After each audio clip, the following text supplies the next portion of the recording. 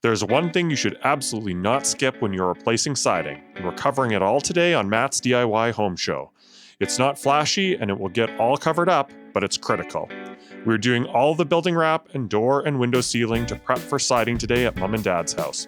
All of these steps work together to make a huge difference for interior comfort during the winter, and it's not overly expensive. We're continuing on completing my parents' backyard renovation. If you're new to the channel, I've already put up a massive paver patio, repaired a collapsing garage wall, and installed a lot of veneer stone. When I took this project on, I told my parents that they needed to pull the existing siding. Pulling nails is my least favorite thing about this type of job, and they were able to mostly tackle that all while I repaired the garage wall that was collapsing. A link to that episode is in the video description below. I also forced them to remove all the tar paper, and there was zero effort made in the 60s and 70s to seal just about anything. Dad wanted to leave it up and put Housewrap over it, but the research that I did said that there was some compatibility issue with the tar paper and the building wrap that can degrade the building wrap. So I got them to remove it. And then they also spent a lot of time and got the front mostly stripped. So that's good. So by the time we're ready to go here, we'll be banging through everything. So these windows too, like the ones in the back, aren't really appropriately sealed. They just set them directly on a board. Didn't air seal anything, so we're gonna try and get some liquid flash back in there and then do some sealing here to the wrap so that way if they go to replace these windows at some point, the window guys will be able to actually do a good job of it. But they have most of the siding off the entire house, so it should be a pretty quick process once we actually get started. So I'm gonna stop working on the stone and help Mom and Dad get the wrap off. So they've been doing a ton of work here. They're getting all the house wrap off. We're done over here. So it should be a pretty quick process once we actually get started. Now, one thing they really didn't care about historically, and in fact actively tried to avoid, was sealing up framing. You hear about letting a house breathe. Based on online research on this and past jobs I've done, is that there are two groups of people online. The let it breathe people that think that houses should be able to dry out if they get wet, and seal the dang thing up well enough that the house doesn't get wet in the first place people. I'm in the second camp. So what I have is some Sitka High Flex, which is a commercial sealant, window sealant. So I can use that for the air sealing. I have some Fast Flash for some of my more critical work, but they come in these sausage tubes. You have to get a sausage gun. Old houses were not built close to modern code. If you've ever taken drywall off an interior wall in a 60s or 70s house, most of the vapor barrier is not sealed well, if at all. There's no tape, no sill gaskets, nothing. So when you're doing an exterior reno like this, you can make a huge difference to your interior life by taking some time and very little money to air seal the exterior as best you can. I briefly considered two ways to do this. Some suggest sealing all the plywood joints to achieve an air seal, but when I looked at this wall, I didn't think it was practical. So I'm going to mostly rely on building wrap for this. Both my parents said they could feel drafts in the room on the exterior of the house, so we'll see if this helps. We aren't going to do a blower door test or anything, but I do have their perceptions at the end of the video. If you feel drafts from your outlets on the outside of the house, it's probably not sealed well enough. I have some high performance sealant to do some of the sealing at the bottom of the plate and rim joists. I used both a highly elastic window sealant as well as a specialty liquid flash. I gotta say, this sausage tube, the pressing on it is like 1,000 times easier. Honestly, I didn't see much difference between the two, except the window sealant was about a quarter of the price. The tech sheet led me to believe they'd provide similar stretch or elongation and hardness when cured. I just wanted to ensure the window sealant wouldn't harden up and crack with wood expansion and contraction seasonally. I used a sausage caulking gun, because the caulking was way cheaper per ounce. I then pumped it on and then troweled it out with a Bondo spreader. I got some Bondo spreaders off Amazon. I've never done this before, so I'm just following what all the smart construction YouTubers are doing. I am blindly following like a sheep, like all good internet trends. And I am gonna get after the rest of this wall, and I'll show you guys when I'm done. Tape seals brutally to concrete foundations, so to achieve the bottom air seal on the building wrap, I am embedding it directly in the caulking. Most of the guides online talk about new construction where the building wrap wraps all the way to the inside of the vapor barrier, but I figured this was a good retrofit alternative. All right, so here's what we did. We caulked the bottom here, we caulked here, And then we took a thing of Housewrap and laid it over top. It's sealed down into the caulking here. We'll overlap our 9-foot piece up from there. So we came into the 3-inch piece all over here. These jambs have to come off. I did a shorter one here so I could get under this outlet. I'm gonna pull these off and put a weatherproof outlet on these. What I did on the edge was a big, thick caulking bead all the way down and then sealed the Tyvek into that. So hopefully it'll air seal very well. I need to cut the top so I can tape the top. I got this side done too, but it was a little bit short, so I threw on some tape on here to bed into the sealant in a couple places. But that's all nice and sealed in. I ran out of a tube, so I stopped, but I need to do the air sealing down here, but that'll be pretty quick. We have a trip in a couple days here that we need to make sure that this is all wrapped, hopefully some of the trim on it to keep the Tyvek on the house. One thing I noticed during the wrapping process is the back door was really, really weird. Doors of this era were installed by driving nails through the trim into the stud and then through the trim into the door jamb. This one had obviously come loose at some point and was at least a ½ inch out of level, so I had to take the door. It has always leaked, so Dad got a new pre-hung door. So I always keep a hand on these when I'm pulling them off so that they don't fly off and hit you in the face. Now, Dad didn't like it due to more and more costs, but this is the best time to replace any doors and windows you'll need to, and this definitely needed to be replaced.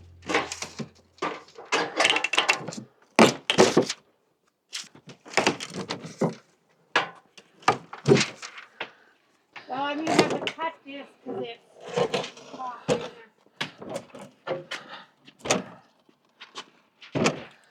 Now we're gonna save this window because Mom made this, I don't know, what was it, like 8 years ago? Unfortunately, we couldn't find a door that had the window the right size to use it. So this is why you love renovations, because you find stuff like this, where underneath the door, in the foundation, is like a 3-inch deep trench for absolutely no reason that I can figure out.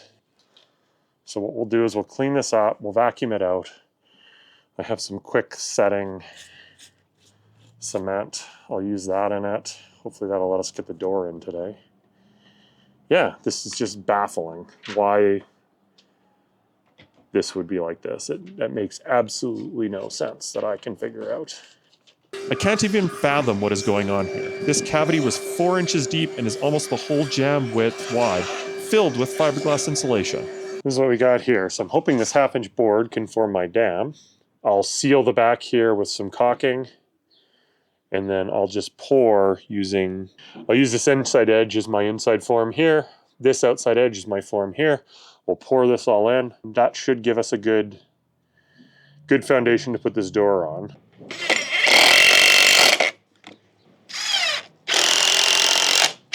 So I just need to get some caulking now. I'll caulk the inside edge and we'll be good to go. So all I'm doing is making sure the edge between this board and the tile is caulked. That'll just make it so that I can fill it and have it not leak everywhere. Old houses are built way better, right? The only theory I could come up with as I filled it with concrete was that they had poured the floor on this level, realized it wasn't at the right grade for the backyard, and then re-poured it again and ran out of concrete at the end. And didn't bother to, I don't know, throw a bag into it like I am. Superb quality. Also, there's a 2x6 wall and they just used a double header. But there is no insulation in that at all. What's good is dropping lumber right on your freshly concreted. So I'm going to insulate that, shove some rock wool up there. I stapled some building wrap to the jamb, waiting for the concrete to cure. Now, I am not a door guy, despite having hung a half dozen or so exterior doors. So, if you want to judge me, do it ruthlessly and viciously. Okay. This is not a gun. Oh my, can I actually do this? Trying to kink free. Okay, so these are all pressure sensitive adhesives. What that means is that they won't stick to anything unless you actually push them down. So I'm just using a Bondo spreader here. Better than it was before. Whether I did it right or not is up for everyone to decide. Okay, this is now, I think, good enough that I can strip these forms. Oh, caulking everywhere. I just did my best to get it square in this really wonky, oversized opening. I actually read and followed the instructions on this door. Usually I just drive screws through the hinges and underneath the weather seal to hide them, but this door called for screws on the exterior jamb too. I think they look ugly and will need to be filled and painted, but now I can't be criticized that I didn't follow the directions. So the one side shimmed tells me to shim this side.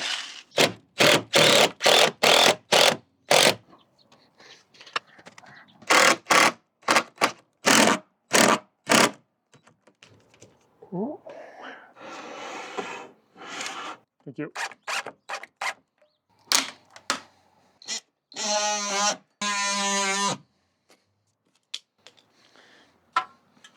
Locked. Unlocked. You have a door. It opens. It shuts. Since we are going to be doing trim, I also pulled the trim off these sliding doors, shimmed them, and drove screws through them. They installed these windows into the jambs of the other window. So the screws that are anchoring this into this wall are not actually in this wall. They're in the jambs. So what we need to do is I'll pull out their screws and I'll put in 3.5-inch screws. And it can go all the way. These sliding doors were done when I shot a puck into them. Did I? No, I didn't, because I never got allowances anyway. For some reason, probably because sliding doors only come in standard sizes, when they got replaced, they left the old wood frames in place and put the new doors inside. That meant I had to solidify all of that up. What it did allow me to do is do some air sealing from the outside and spray foam both the door and the old framing gaps. Oh, by the way, I spray foamed the back door too. Now, I decided to make my life easier. I marked the stud locations on the foundation in some places or on the first row of building wrap in others. This saves tons of time on the install of the siding later because I knew where the studs were. Depending on your location, all siding manufacturers state what percentage of nails need to hit studs due to the wind loads. We're in a I don't care area due to no natural disasters, but I did my best. Later, I'll transfer these marks using a level to full-length lines, so that's really easy when you install the siding. Okay, we're gonna have to be fast doing this. Technically, building wrap is not an air barrier, but based on the reading I did, it should do a decent job if I seal all the seams very well. This is not difficult, but it is difficult to solo DIY. Dad's gonna hand that to you. I want you to pull it tight. I'm gonna go up here, staple the living SHIT out of this. Yeah, the Jeebers. Go take Dad's side, get up on the desk.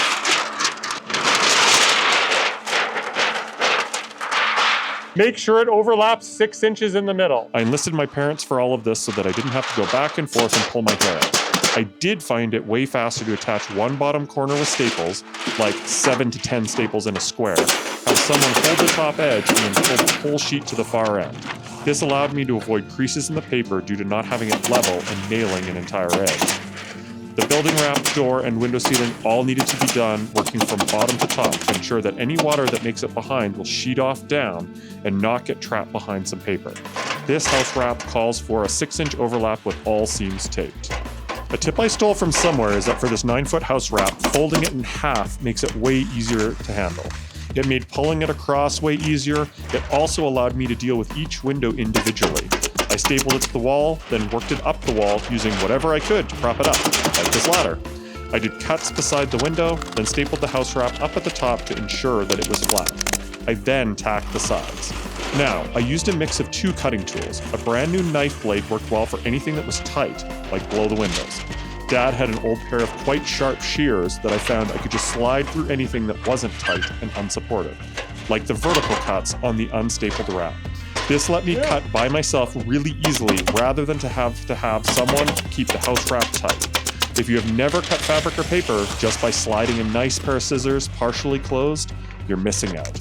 It's very satisfying and made this 100 times easier.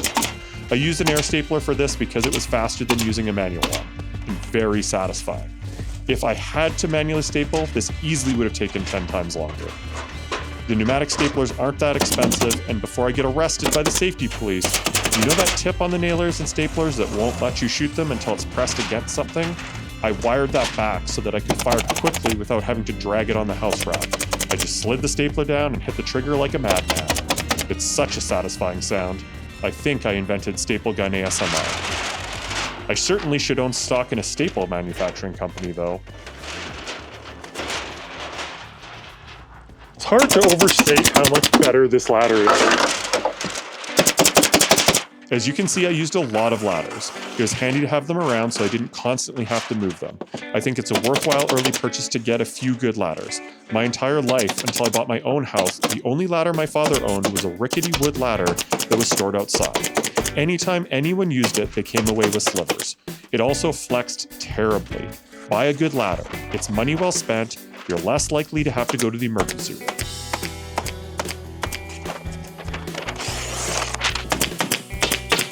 Tape. I did the research. I looked for the absolutely best tape that I could get for doing this. I don't remember what it was, but I do remember that I couldn't get it. I love watching the pros on YouTube doing passive home retrofits and using all the flashy, fancy products. But my biggest frustration is I can never seem to get hold of any of the fancy products that those builders use. Even going to legit building supply companies like we did on this project, I couldn't get most of them. So what did I do? I used the Canadian go-to building wrap tape. I did the upgrade to the blue tape over the red because it sticks way better to materials that aren't building wrap, like stone and wood. If you're taping building wrap to building wrap, both stick perfectly well. I've had the red peel off vapor barrier and wood by itself before, but the blue sticks to absolutely anything, including your fingers. So I did my favorite thing in the world and got on the roof. I hate heights, but I pulled it around and taped it, this piece of Tyvek, because it was gonna blow me off the ladder. And it was gonna blow itself off the ladder. So hopefully I can get the rest of it from there. We'll get that done, and that's another big part done of this house, or of this wrap job, I guess. We're missing a piece of flashing there at the corner. This will be here so that when I edit this video and I'm like, oh, we didn't put that back up, it'll be on camera. So again, I'm doing this more from an air sealing perspective than I am a waterproofing perspective, because if this gets water on it up here, there are way bigger problems. The tape should go on in the same order as the paper, bottom to top so that water can sheet downwards. I was mostly good with taping my vertical seams first and then hitting the horizontals. Honestly, I'd be impressed if any water can get behind this tape anyway. We used an absolutely inordinate amount of tape on this project. I think we went through 12 rolls of the blue tuck tape. So buy a lot. You can always return it after you're done. I put a couple of pieces of wrap here. I 45'd it here. So the idea is that the water can run down, hits that, falls there. We'll seal that up the best we can. And then I'll flash another piece across here. What I did do is go around and put sill tape on all the existing windows. This will not weatherproof them much versus what was already there, but when or if Mom and Dad ever replace these windows, it will give them a place to seal the sill flashing to without ripping a lot of the siding off. So these windows too, like the ones in the back, aren't really appropriately sealed. Didn't air seal anything, so we're gonna try and get some liquid flash back in there. Speaking of which, for all the windows, there was no sill flashing or sealing of any kind here, so I wrapped the tape back as far as I could and sealed as far back as I could with liquid flashing. I avoided sealing to the bottom of the window so that anything that got behind it could leak out the bottom instead of getting trapped. The sides and top, I just overlapped slightly on the brick mold so it formed a hopefully decently good seal. There are some really good YouTube tutorials on window sealing from much more professional people than me, but the gist of it is, only unwrap half the tape at a time. Only pull off as much as you need to as you go, and if you stick the tape to itself, swear, have a mini pity party, and then go back and cut a new piece because it's not coming back apart. I'd messed up enough, so at this point, it was decently good at not sticking it to itself. In a previous video, I said that window guys told me to use primer on the house wrap or the tape doesn't stick particularly well. Well, I got lazy and didn't prime most of these. The tape didn't stick particularly well. I did go back later and use a roller on it and really push down on it. That seemed to help a lot. But moral of the story is, use a primer. It does stick way better. Okay, we are officially done this side. All the windows are taped, all the seams are taped, all the wrap is on. We're all the way done over there. So this is one of the two complicated sides. So the front is complicated too. We'll try and tackle that this afternoon, but it is very, very, very windy. So I don't know if it's too windy for us to handle the 9-foot wrap, because we do 3 feet at the 3 feet at the bottom, 9 feet here, and then there's a little fill-in piece at the top, which I'm gonna get Mum to do at the front because I don't like heights. Yesterday we were able to get all of this properly tie-vacked. I need to seal the bottom of here. Day 80 bajillion of this exterior reno. So we got the front mostly finished today. We have a little, or yesterday. We got the front mostly finished yesterday. We have a few other things to clean up on there, but we're gonna tackle this last back wall of the house first. It should be fairly quick because it's a pretty big open wall. We'll get this done today. Clean up any of the other stuff that we need to do. And then I was gonna start on trim today, but I don't think I will. It's supposed to rain all afternoon, so we'll see. We'll see how this goes. This hopefully should be the last day before we actually start into making the house pretty again. Okay, well, 2 more sections on the front to do and we're done. After a pretty easy day, actually, we're able to get all the house wrap on. All the windows are sealed up. I fixed some flashing. All the house wrap on the front is done. We'll talk about that in a second there. That's up here. This is all done. All the bottoms sealed. I got the vent sealed with liquid flashing. We're gonna put a block on that. And then Dad just threw the vent over here. We got up in the corner, got that done, got the window flashing on. Those are all done. Now, they used to have a lot of water dumped down right here. It's pretty stained behind. So what I did is I doubled up the Tyvek. That's just another piece of Tyvek there. It's open on the bottom, so if any water gets down, it can drain out. I threw a piece of metal flashing there. And then there were a couple pieces of this flashing from the roof missing. So I cut them out of black so that hopefully they disappear a little bit more. I should have done it out of white, but then I just bent up a quick and dirty Kickout flashing so the water stops dumping down on the house. It'll hit that flashing and then fall into the gutter. I'll probably trim the front of that with something a little bit nicer. And then I threw some of the peel and stick on top of that whole thing, so hopefully nothing gets in it. I don't really think we have any problem with moisture coming down. I think it's mostly stuff from the roof coming in. This side Mom and Dad did a while ago, but that's in. The bottoms and sides are all sealed with liquid flashing. We marked all the studs. The side's all done. All the windows are sealed up.